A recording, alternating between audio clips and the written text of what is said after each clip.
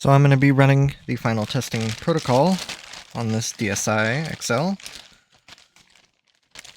which means I need to put a screen protector on it before I get too far here.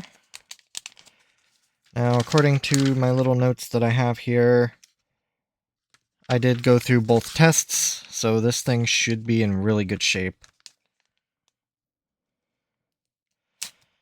Now we can come to my least favorite part. Now I can see it in the camera, but this screen does have some scratches on it. They're very surface level scratches. It is kind of catching the light there on the corner. But these are very shallow scratches.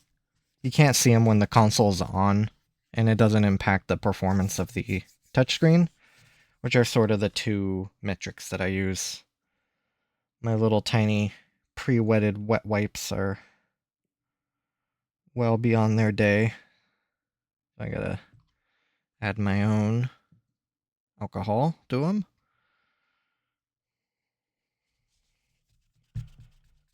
I'm guessing I replaced the lens because there are some specks of dust underneath it, but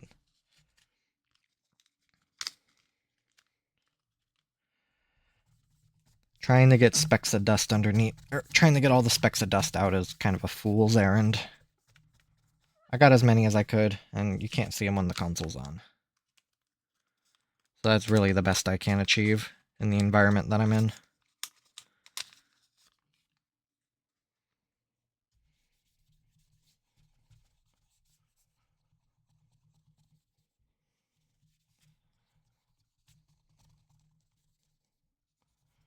Get this as clean as I can.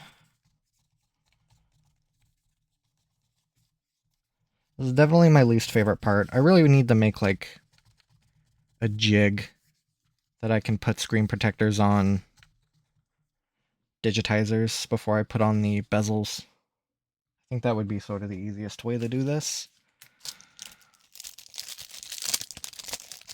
Because I know a lot of phone screen protectors, at least not even fairly recently, like over the past like half decade, they've been coming out with like little plastic frames so that when you put on the screen protector, it's always square, which is kind of genius. Ooh, this one comes with the really big microfiber cloth. Love it. All right. Now the bottom one is the one I usually fail at. I have a bunch of extra top screen ones. I could theoretically cut the top screen one to fit a bottom screen, but I'd rather not do that.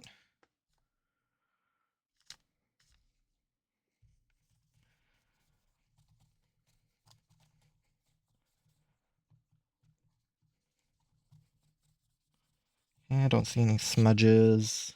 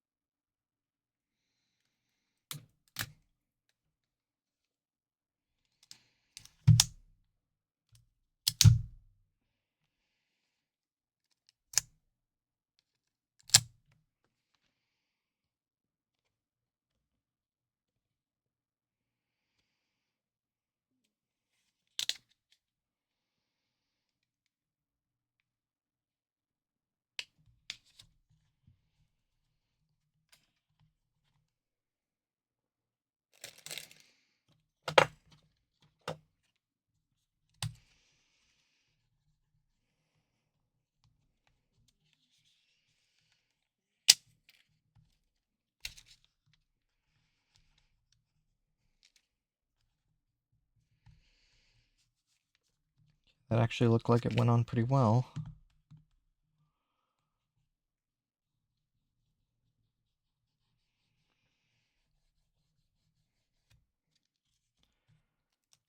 Not perfectly square, but there aren't many real...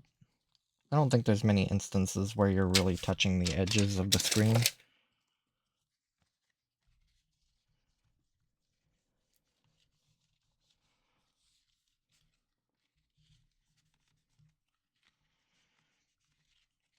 And hopefully this is seen more as just sort of a courtesy more than a selling point, because I've never been good at putting these things on. Especially within the bottom screen, because I have to sort of account for this bezel.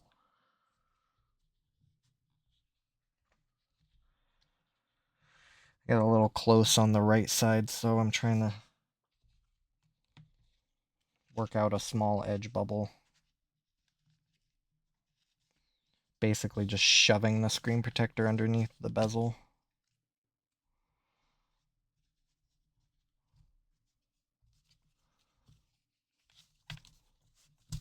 But as far as like the surface is concerned, I did really well. There's no aggressive bubbles, no trapped lint or dust. That one went on fairly nicely. Like, yeah, there are those two light scratches you can still kind of see. There's a couple more scratches. When you kind of look at it head on, there's kind of a... This digitizer's definitely been used. It's a OEM one. But I deemed it to be in good enough shape to still use it. And really, the criteria I use for that is, does it still work? Does the touch response on the digitizer still function in all of the quadrants that I test? There's no dead zones.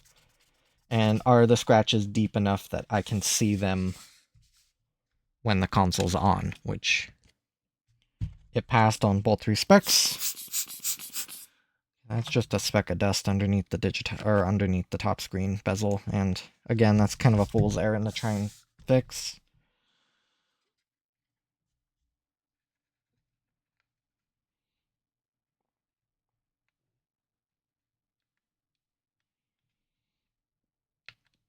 Yeah, this is one of those instances I wish I had a 3D printer, because I could really see myself making a jig for the DSi XL, where you sort of put the screens in sort of a cradle, and then you can both, especially the top screen, you could align, you can put in a... I didn't really put this on very well. Well, I didn't really consider out the bubbles.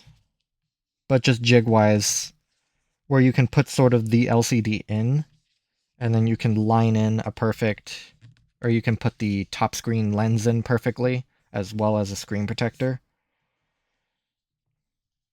Because I think there's really, well, every time I order screen protectors, it's always sort of the same brand that comes in. It might be really the only brand that makes them anymore.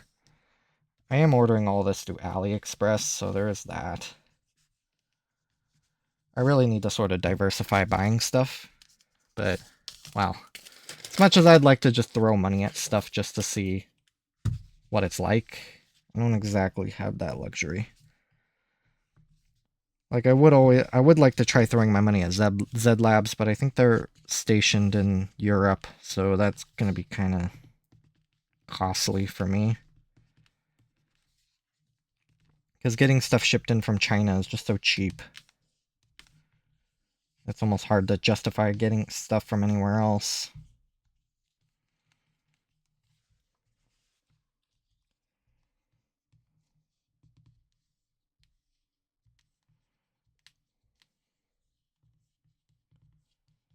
I'm gonna try and get as much as I can done with this console. I have about an hour left, okay.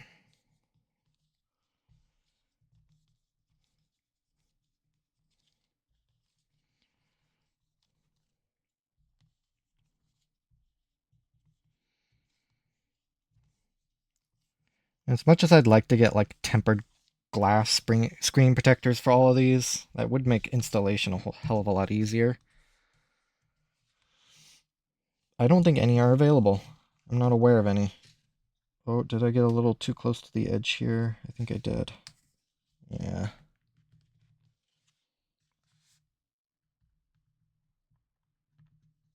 What I might do is actually take off the... So it's sort of bubbling up on this corner here. I put it a little too close to the edge, so it's catching on the side of the shell. So what I'm going to do is actually take off the top screen or the top shell piece, and just sort of slip the screen protector underneath the top shell. That, like, fraction of a millimeter difference shouldn't impact the shells coming together. But I think it will look a lot nicer than having just that bubble on the corner. It will make it a little more difficult to remove. Ideally, though,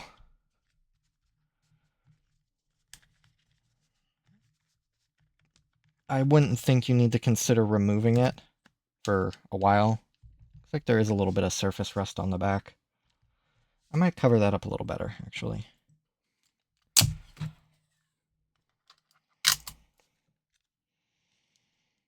Now, I didn't note any, like,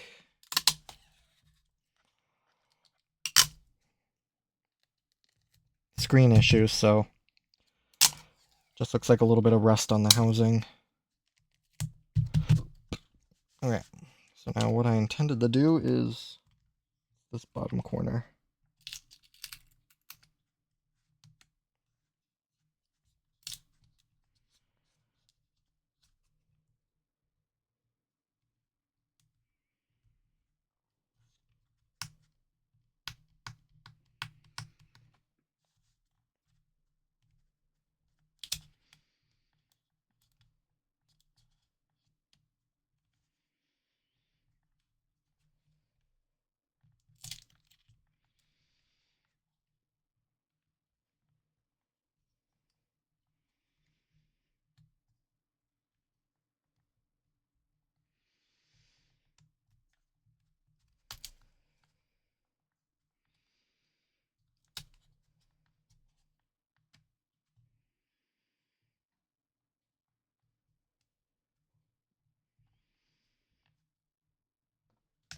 I mean, actually don't know if that got any better.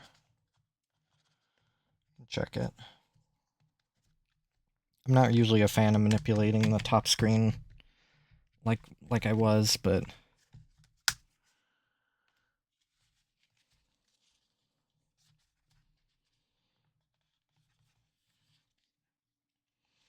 it is on the bezel. That's not really noticeable, and I guess that does leave a means of opening.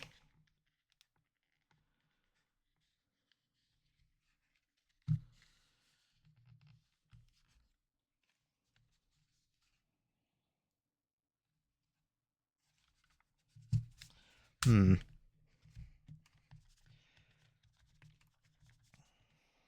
I have to replace this stupid screen protector, I will. Chuck it and try another one.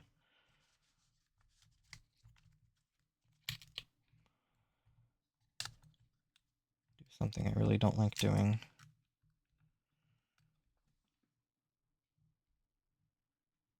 It should just slot in like that.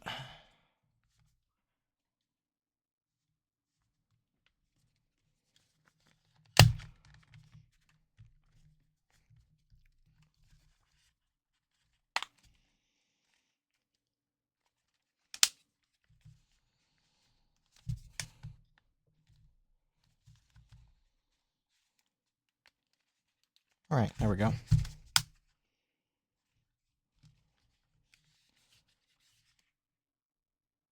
Yeah, what was happening is as sort of the screen was, or as the shell was being clamped down, the little edge would push out the screen protector. Looks like I got it underneath it though. It's a little hard to say because I'm kind of aggressively scratching at this upper film. Once I peel it off, it should look really good. It bubbles a little on the edge. Oh, I did get the tab underneath it. Oops.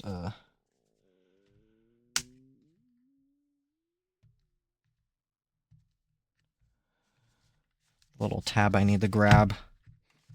Not a problem.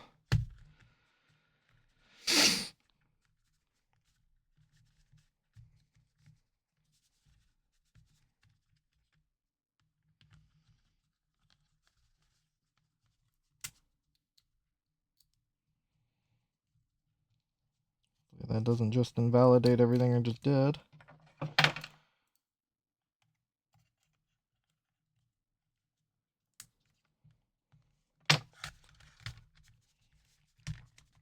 that should be good. Camera's still in position. I can see the little... Yeah, that looks good. So now for the peel.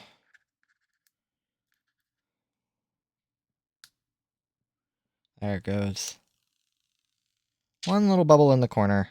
And yeah, you can see that speck of dust. I'm going to check it again. It's like a little constellation of specks. I'm just going to really double check to make sure I can't see that when the console's on. That's a pretty aggressive bubble. Or not bubble, but speck of dust.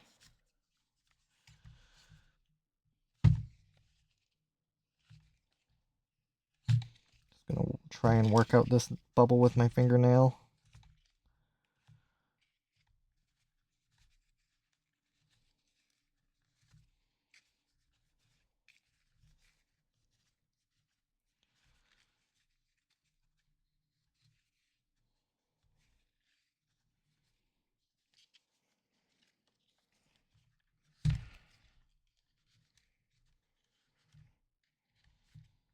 Okay, so let me check that bubble to see if it's or not the bubble, the dust. See if I can see that dust on the top screen. I might be kind of looking at it for a little while because I want to make sure that that can't be visible. I'm gonna turn off my light.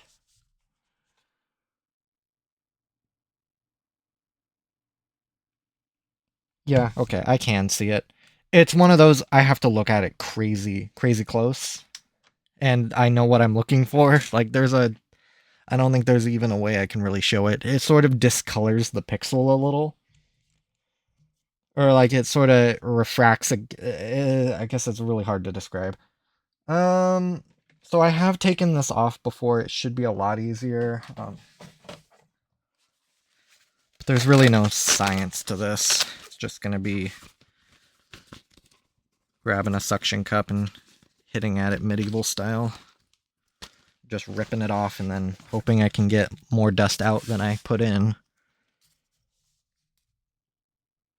So that speck is down there. I hope I don't rip off the screen protector. And I might have to rework that corner. Hey, there's the raw LCD. That's prime. Of course, whatever's on this lens is really sticky.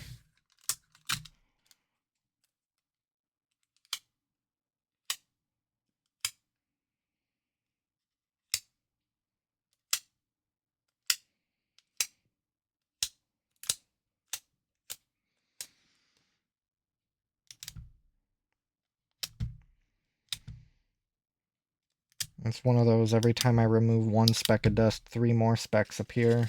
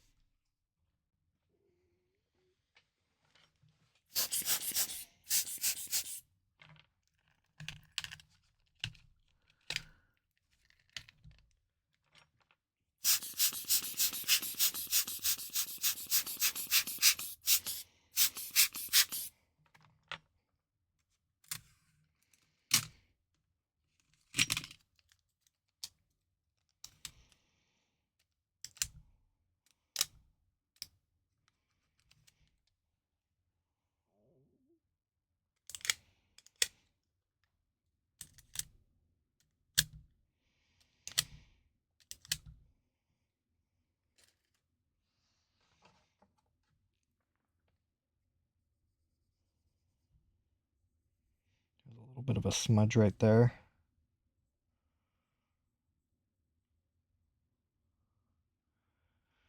You can usually rub them out with a Q-tip as long as you don't touch the adhesive, because then the adhesive will grab the hair of the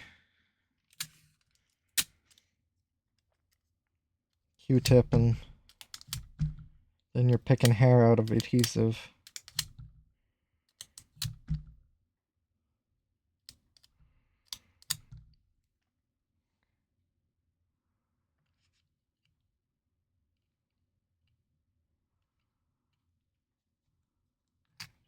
me place it down.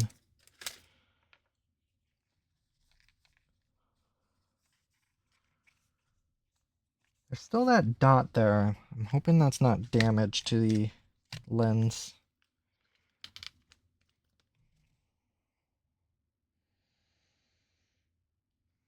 Trying to find it.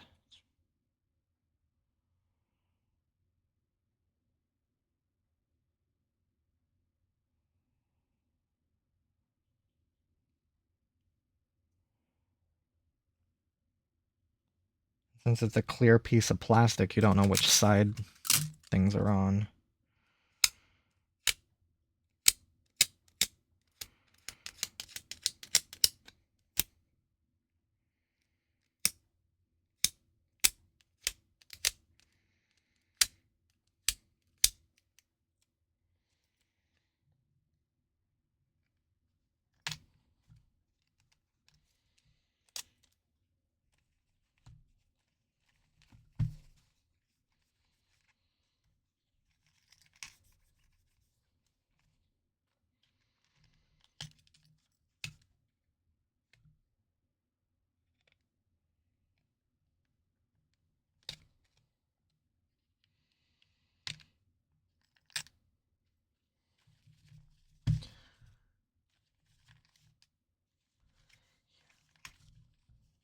That speck there in particular, am I still able to see it?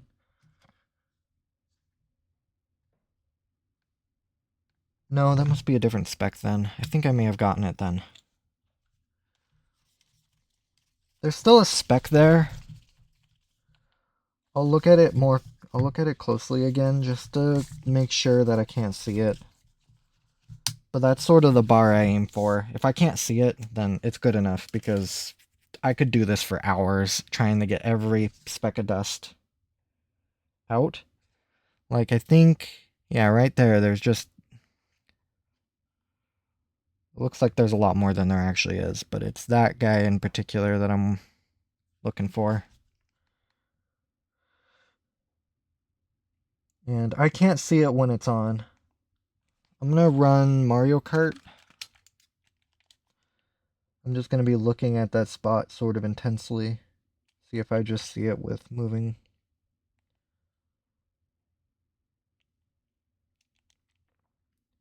Need to wait for it to go to the little video thing that it plays.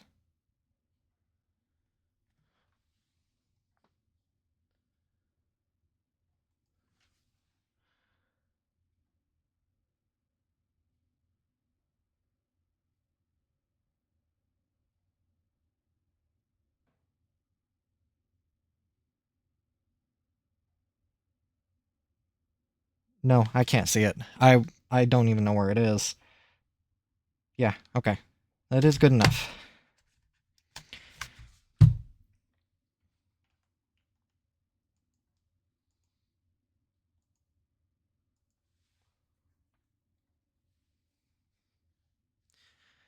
About.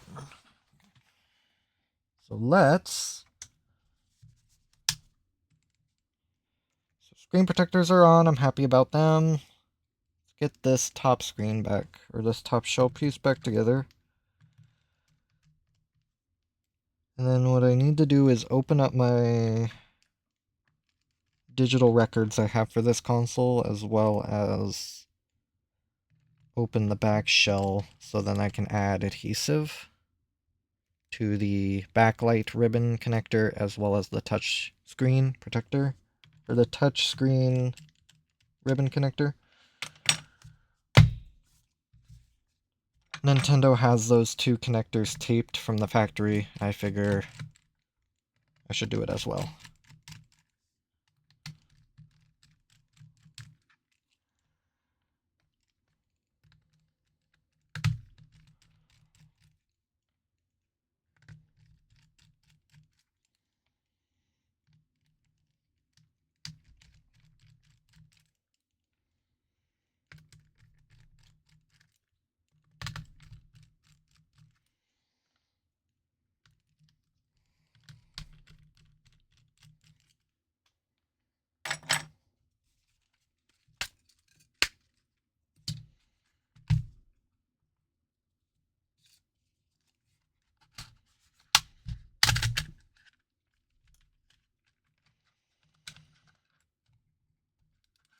Alright. It's really nice in here.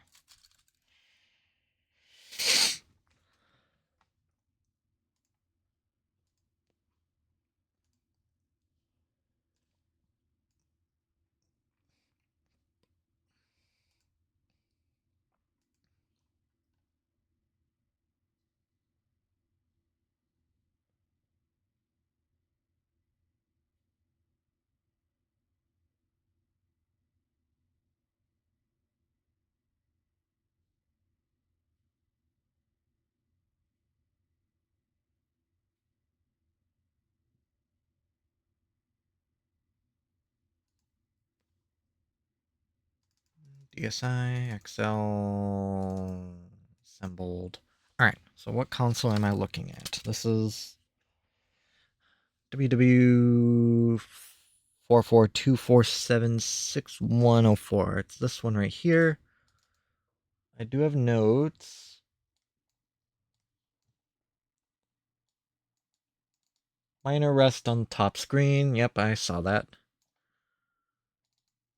And then my type notes, no known issues. Okay.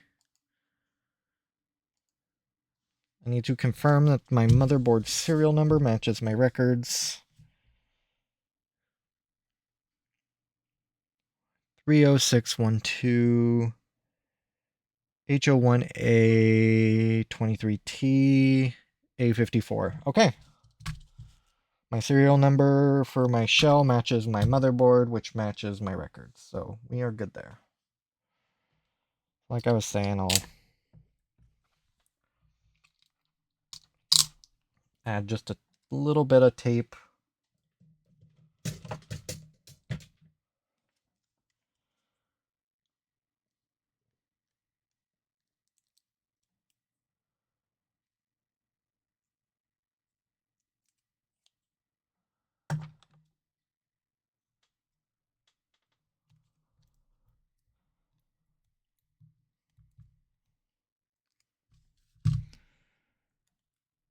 Nothing crazy, just, I guess, if Nintendo found that, like, under extreme circumstances, those latches, like, jiggle open, which I don't think I've ever seen before. It's worth me putting a little bit of tape on it.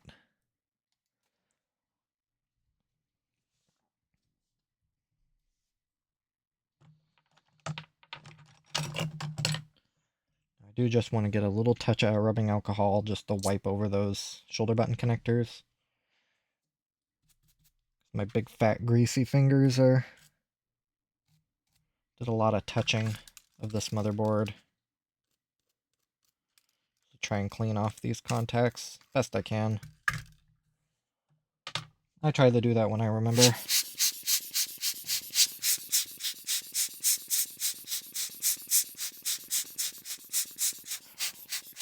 %91 rubbing alcohol, so it'll dry really quickly.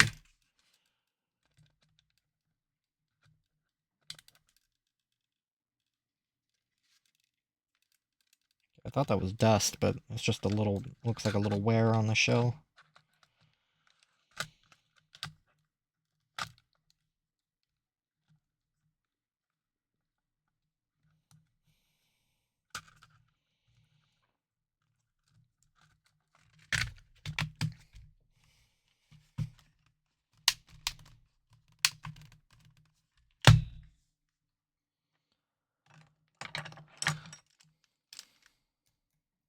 Right.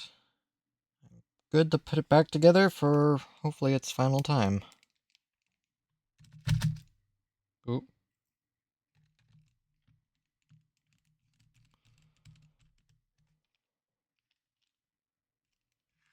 I didn't note the screen. I didn't actually really look at the screen colors that well.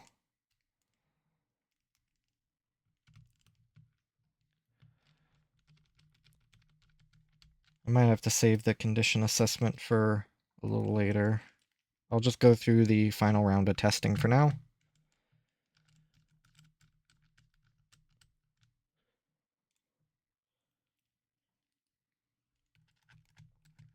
But I have the hot date with a DMV today, so I'm kind of on a hard out in probably about 20 minutes.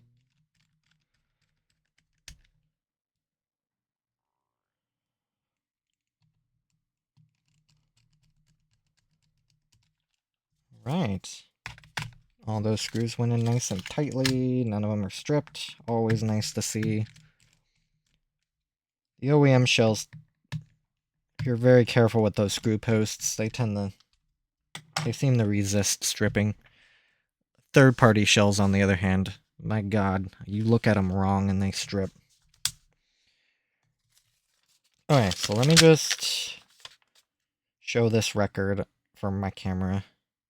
So I don't know why my battery life went from 330 to 415. Maybe I swapped screens. I don't know why I wouldn't have noted that. It doesn't really matter. It's also possible I made a mistake when I was doing battery testing, like, whoops, that's the wrong console, because I did a bunch of blue consoles all at once. So it's sort of within reason that I may have mixed two of them up. Oh. I need to get more of these printed. So I'll have my condition assessment here. This is what all the tests that I've run on this console. I've already ran 2 rounds of tests on this, so this will be the 3rd round. And hopefully the results are the same. I think the only thing I noted is I had trouble reading one game at first, which the stack of shovelware games I have up here. If it doesn't read 1, that's not exactly the end of the world. It's one of those things that if it reads a majority of my games, then it's more than likely going to work just fine. So I'll be focusing on this sort of string of tests down here. Motherboard, power board, tactile buttons, touchscreen, speaker, mic, headphones, cameras, charge port, game card, and SD card slot. Wi-Fi I'll save for a reason I'll get to later. So we'll start with the motherboard and power board. This is just an assessment of, does the console turn on? Does it make it to the main menu? And does it open up an application? I wanted to look at the screens. Ooh, those are nice. Those match really well. Console powers up, obviously. Can it make it to the settings? Yes. I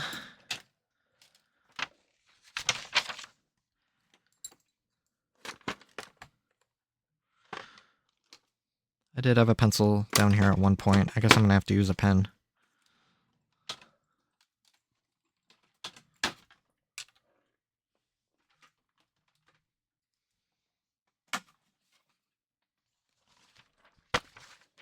So this console is running version 1.4.1 or 1.4U. Battery life is tested at 4 hours and 15 minutes.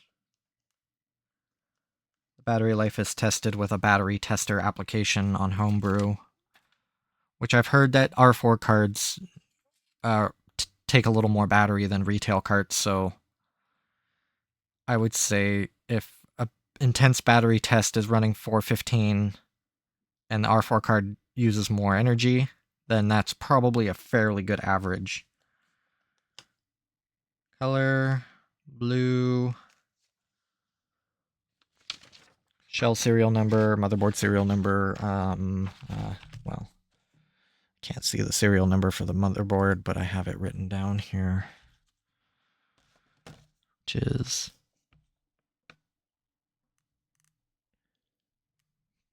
2830612 H01A23 T negative A45. The shell serial number is WW442476104. All right.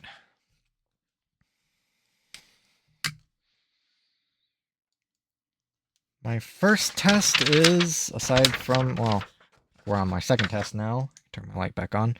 Tactile buttons. So this will be an assessment of all of the actual physical, the face buttons and the shoulder buttons. So speaking of R4, I shall grab it. This has some diagnosing software on it that I can use to test inputs. Just called Diagnose or Diagno SE.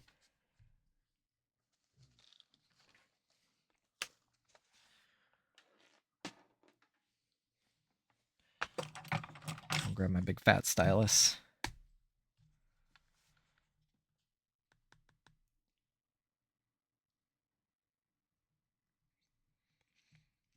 Okay, so what I'll do is just press each button 10 or so times just to see if the light matches my rhythm and at least how I expect these inputs to register. Face buttons I'm not worried about. A, B, Y, X, start, select are usually always fine. D-pad can sometimes have problems, but usually they're fine. It's a pretty easy fix. I can just swap out power boards, but they seem fine. The problem children are the shoulder buttons.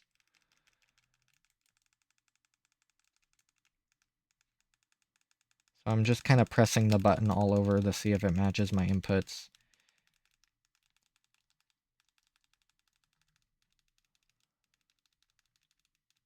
Which it is. Like, especially on like the edges of the buttons, sometimes it can have a problem. I don't know if it's just how it's depressing the button. I'm not really pressing it consistently, but oh.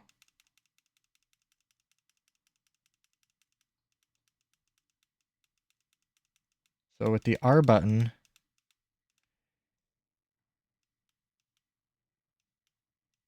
I'm doing kind of a shallow click. It's enough to click it, but I'm not fully depressing the button. That's not working. So it's basically me pressing it down until it clicks. So right now the R button isn't registering that. It does sometimes.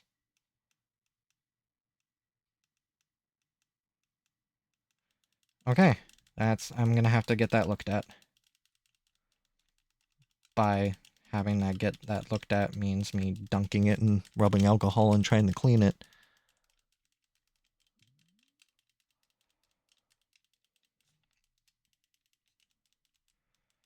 Just confirming that the L button doesn't have the same fate.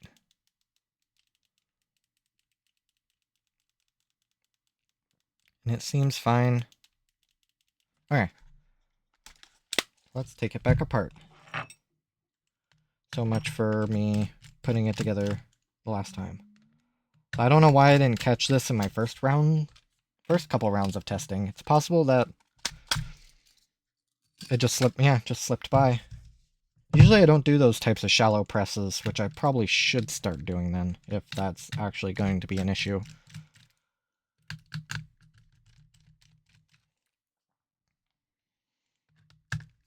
So because that shoulder button was having issues, I'm going to have to probably send this back through another round of testing. Just so that is for certain ironed out. I'm not going to try and just say a round of cleaning is enough.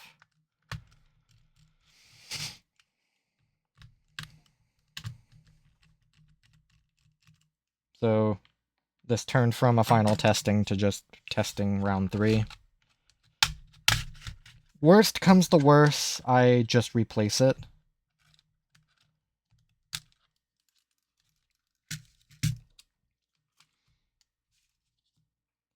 But for now, I'm going to give it a cleaning. It's mostly registering.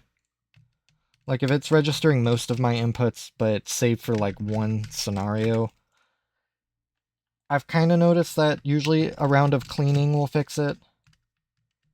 There are cases where the button is just too far gone, and you just can't do anything except for replacing it. Like, it's actually corroded away. So I'll remove the shoulder button, grab my little cup or my little bottle cap, and get some more rubbing alcohol in it.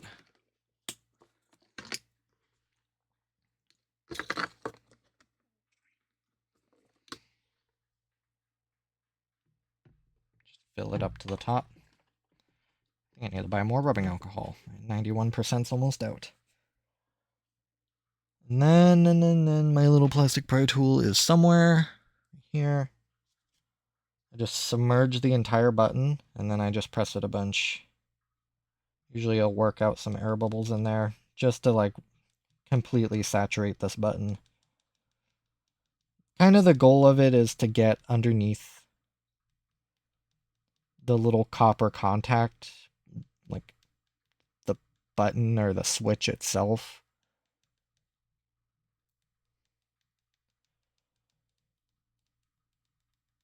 And if there's just maybe a little bit of mild corrosion, pressing the button will be sort of the mechanical, like, action that will break it apart, and then hopefully just sort of the suction and the forces of sort of pushing down that button, blowing out the rubbing alcohol, and then sucking it back in just sort of adds to sort of almost like a mechanical cleaning of a sort. Or I could be talking out my ass and none of this actually does anything, but this sort of is a very benign way of trying to clean this button, because I've seen people try and take these buttons apart, like while they're still attached to the motherboard. I've tried taking these buttons apart. They never go back together.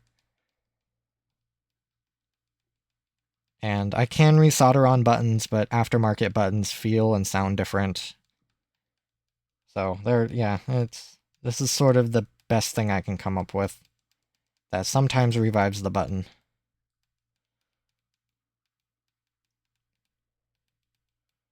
But there's really no science. There's really no science to this that I'm trying to prove. It's just, this makes sense to me. It is the least invasive way of trying to clean it. Okay.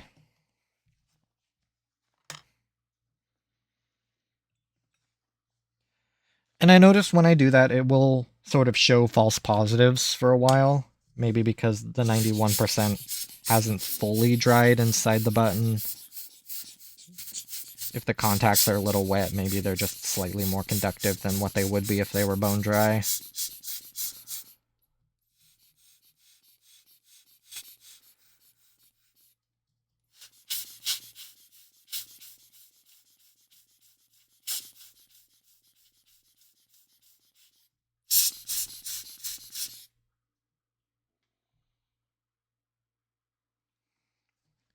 Let me take a look at something here. I don't know if that's just sort of crap dried onto the back of the pins, or if there's a little bit of corrosion.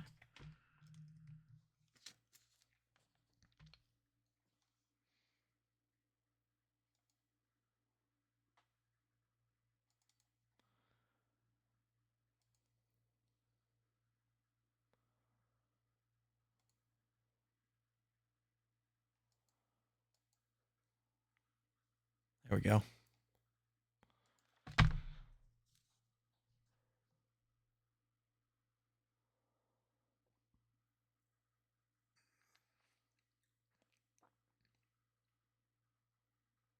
Okay, I guess that doesn't look too bad under a microscope.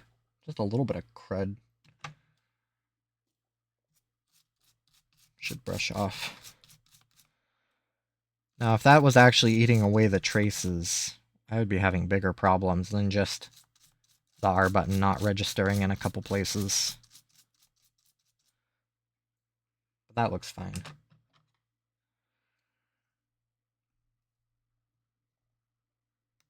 Traces look good. Those solder connections look really good.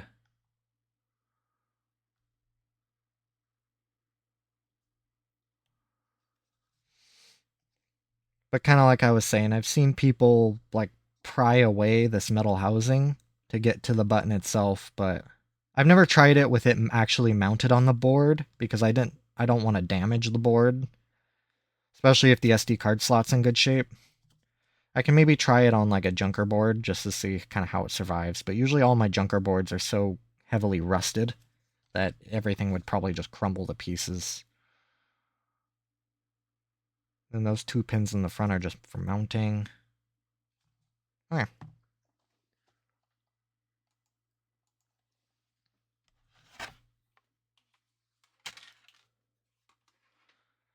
Worth a look-see.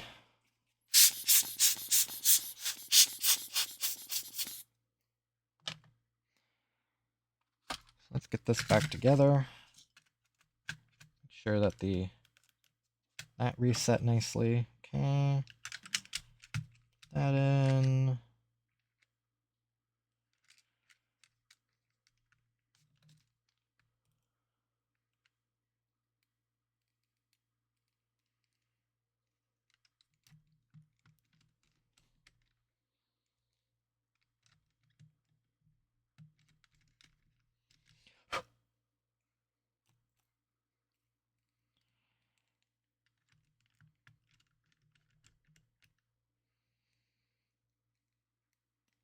So I might even be able to do the actual final testing tomorrow to hopefully get this console for sale. I really need to start doing that, but I've never really liked doing these final tests. It's kind of, as weird as it is to say, it feels kind of really high stakes. Because I need to make sure everything is good, because not that I don't like dealing with returns, I don't like dealing with returns on few different levels. Not even so much financially, just sort of it's a little hit on my ego to have missed something that should be so obvious. Or to ignore something that was potentially more disruptive than I originally intended. When I'm catching new problems, that's a different thing, because I can't exactly expect that, but when it's a bunch of old problems, it bothers me. I do need to put this back together when I test the game card slot, because I need to smack the back of the console. It might sound strange, but it'll make sense.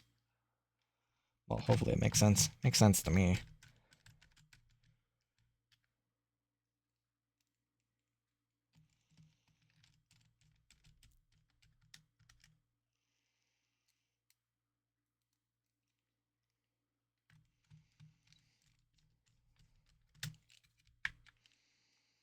Push that stylus in all the way.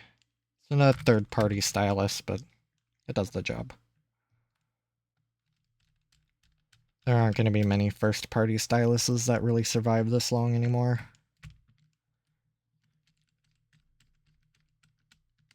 Still have quite a few kicking around, but not many. If they don't come with a junker console, then I usually don't see them. I can usually get away with ordering a third-party one. And they work fine.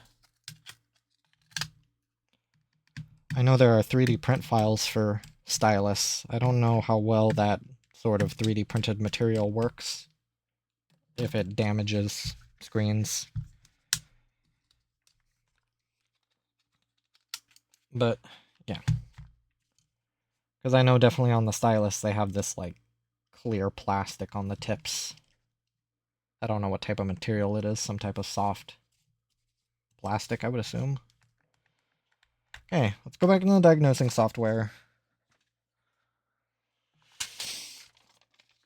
I need to write down in my little sheet of paper here, R button. R had trouble on shallow presses.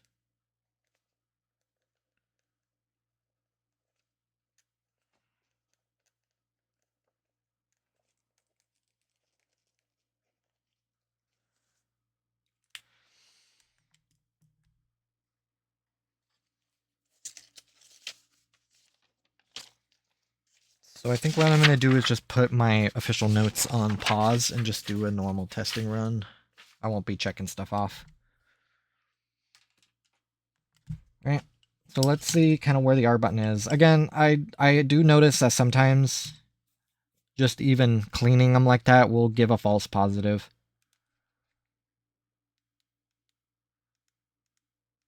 So right now it's working. Those shallow presses are registering. It could be because it's just it's still a little wet from the rubbing alcohol.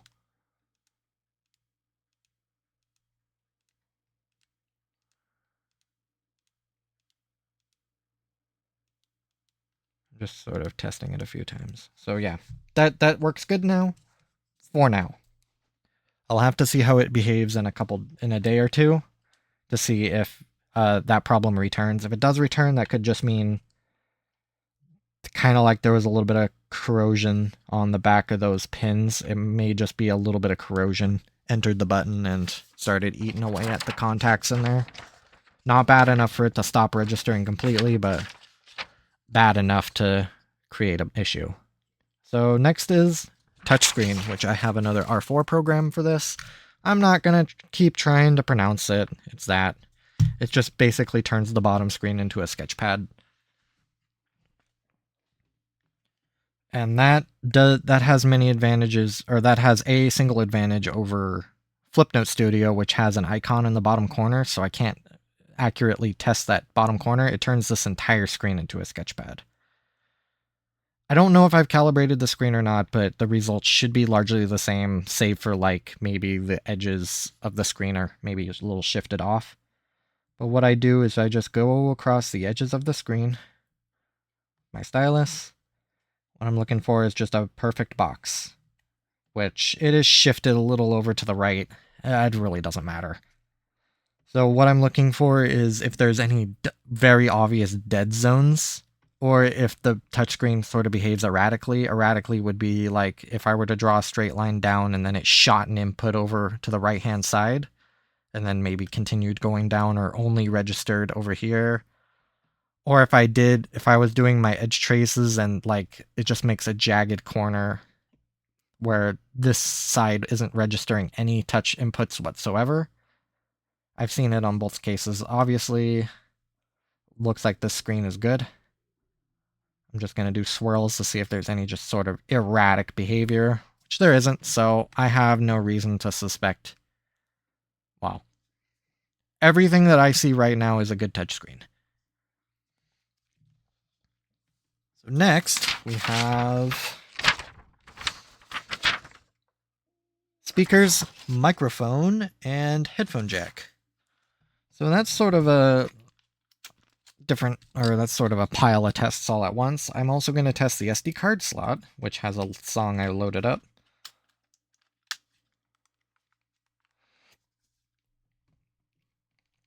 Turn up the volume. So I'll record a sound. La la la la. Microphone works just fine. I'm gonna play this song and then listen to both speakers.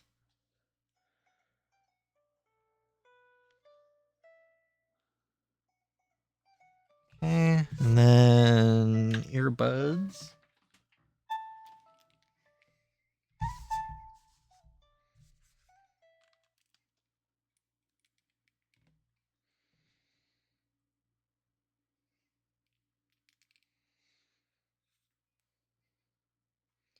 Alright. I can hear the song out of both speakers as well as both earbuds in my headphone slot or headphone jack. So those are all good. Microphone also worked. And, of course, the SD card. Read the song just fine, so the SD card slot's good. At least to the extent of my knowledge. Next is the cameras. Nothing too crazy with the cameras. Just, do they work? Which they do.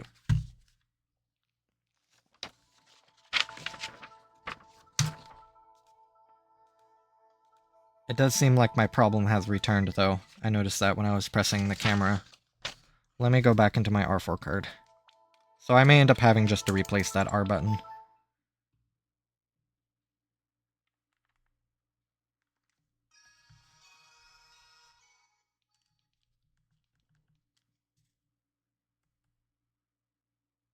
But let me just test it again.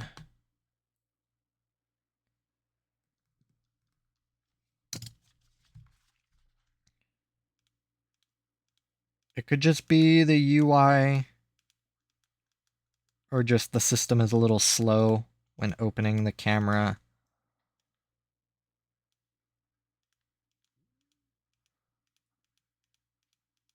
I'm going to trust the diagnosing software over my ability to open the camera in the main menu.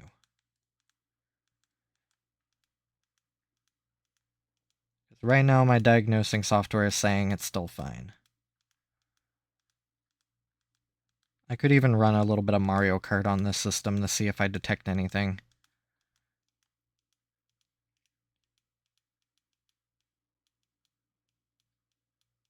Because my shallow presses are all registering.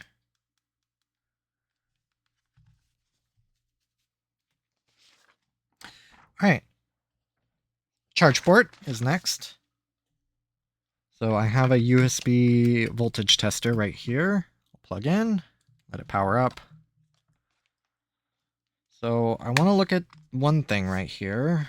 See if the software indicator works. It does. Claiming it's pulling, solid orange light. I have an amp draw. Let me close the console. So now I'm going to jiggle around the charge port to see if that light goes off at all. Which it doesn't. This is basically to check for any cracked solder joints on the charge port itself. Because it will get bad, it gets really bad to the point to where you have to hold the charger down for it to actually force those contacts into the motherboard to actually charge the console. But this looks good. It's not flicking out. That is all good. Next is the game card slot. This is one I pay special attention to. I get this folded up really quick. This will be the last test I'll do on this console, because the actual last test is testing the Wi-Fi. Basically does the console connect to a hotspot. I can't connect it to my Wi-Fi network. The protocols are far too new. Or not the protocols, but the security is too new for the DSi, so it won't connect to it. But I will connect to my phone, which I'm currently using as a camera. I can set my phone hotspot to 2.5 hertz or whatever. It's 2.5 band, and the DSi can connect to those. So what I'll do is I have this big old stack of game cards right off to the side here. I'll just make a very intimidating stack. And there'll be a few things I'll be doing. So I'll first start with this one. I'll insert it normally. Click, shows up. Then what I'll do is I'll put pressure on it and start shifting it from side to side. And what I'll do is just increase the pressure until I get to the actual ejection, like the actual point of triggering the ejection mechanism, to seeing if it ever loses contact between those times. I'll also press it all the way until the card actually bottoms out in the game card slot, just to see kind of what happens if it ever loses connection, which it didn't. It's out right now. I'll do it one more time, just sort of shifting it down side to side as I'm pushing it in. And then I'll also smack the back of the console. This is all kind of to simulate what would happen if you had your console kind of banging around in a backpack. Maybe it was still on, you just closed it to sleep it. And if the game card slot's having any problems and the game disconnects for a fraction of a second, that will either cause your console to turn off or just freeze. Which, if you're playing a game like Pokemon, would be very unpleasant. Because this is back in the days where everything was a manual save, where no autosaves weren't really a common practice.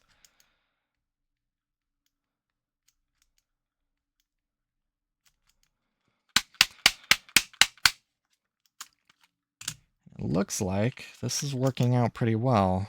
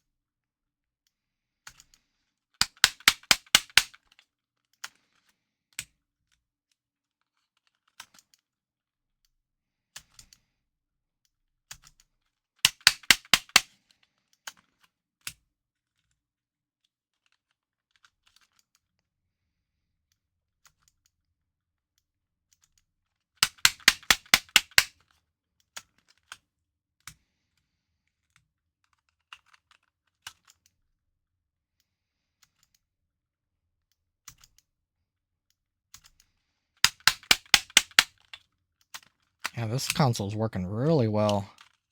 I haven't gotten any of these cards to blip out.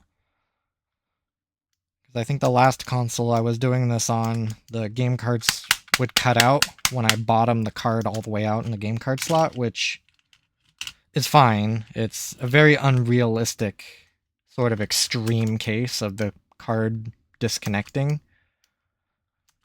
Because if you have your console on in sleep mode and the game card is depressed enough to completely bottom out into the game card slot, and you didn't realize it, I doubt you're going to have the sort of reflexes to pull your console out and the game card slot, or game card still in, for it to not eject out of the console. At least I wouldn't notice. I'd be like, ah, crap, that ejected. Oopsie, didn't mean to do that.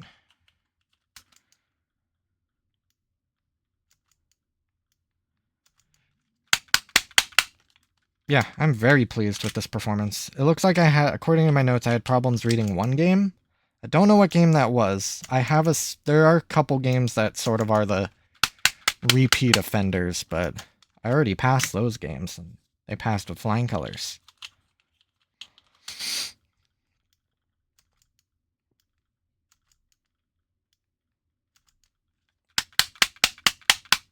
All right.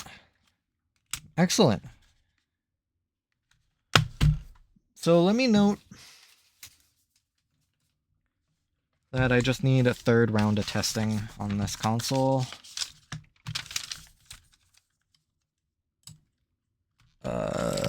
Pen. R had trouble on shallow presses, need third test. Oh, that's a Sharpie. Don't want that.